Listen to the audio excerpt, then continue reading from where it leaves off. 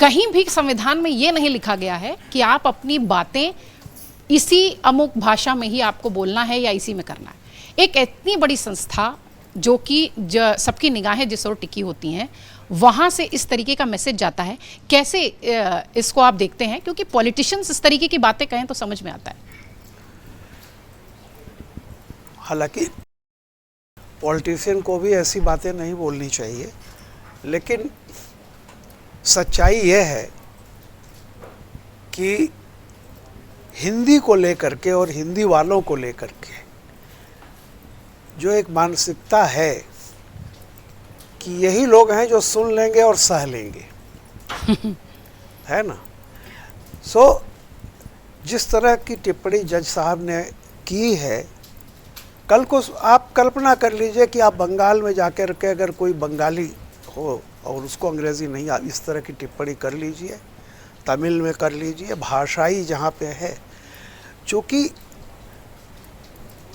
राजेंद्र माथुर संपादक होते थे नवभारत टाइम्स, एक बार उन्होंने कहा था एक सेमिनार में, उन्होंने कहा था कि हिंदी के लोग ही ऐसे हैं जो सुन लेते, जो एक हर चीज़ में राष्ट्रीय, जिनके लिए हिंदी ऐसा लगता है जैसे वो कुछ हो, जबकि भाषाई बाकी तमिलियन पहले सोचता है कि मैं तमिल हूँ, उसका मतलब अपना होता है। गुजराती पहले गुजराती होना सम्मानजनक है, लेकिन हिंदी एक ऐसी ध्रुव चीज़ है जैसे लगता है कि जो कहीं नहीं।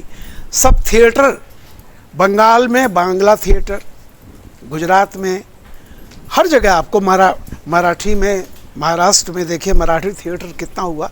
हिंदी को कहाँ जगह मिली? बम्बई में हिंदी थिएटर। अब आप सोच लीजिए। तो इस तरह की जो मानसिकता है ना, मैं विनम्रता के साथ उनसे कहना चाहता हूँ कि ये शब्द किसी पढ़े लिखे के मुंह से आज भी निकले, और वो जो किसी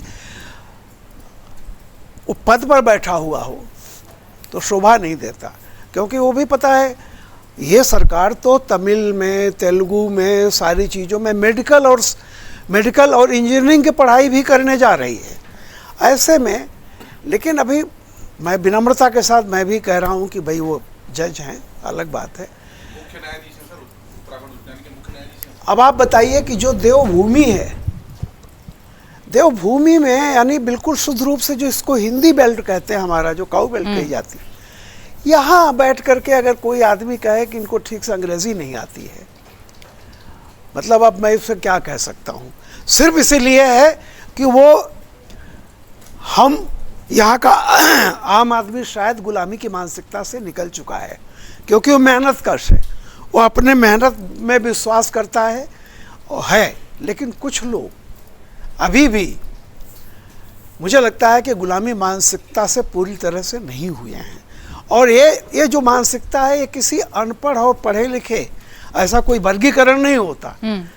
तो ये जो है कि पढ़े लिखों की जो मानसिक दृढ़ता है, इससे लोग उबर जाएं तो अच्छा है। मैं इससे ज़्यादा। अगर आप ये वीडियो YouTube पर देख रहे हैं तो हमारे चैनल को सब्सक्राइब कर बेल आइकन दबाएं, और Facebook पर देख रहे हैं तो हमारे पेज को लाइक करें।